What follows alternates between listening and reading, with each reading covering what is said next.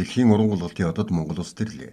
Чингис хаан олон улсын нисэх буудалд Дэлхийн уран гулгалтын одод Монголд 3 дахь удаагийн шоу тоглолтод оролцохоор уран гулгалтын одод 11 цагт газардлаа.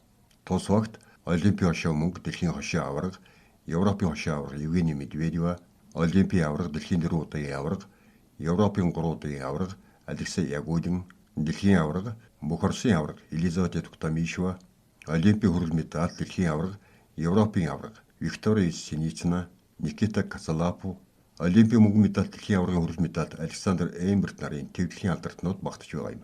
Тэд Степ Арена зохицолборт энэ сарын 24-25-нд шилдийн шилдэг үзүүлбэрээ толилуулна. Мөн тоглолтод Монгол Оросын холбооны улс гүрж Белорусын залуу тамирчид оролцох юм а.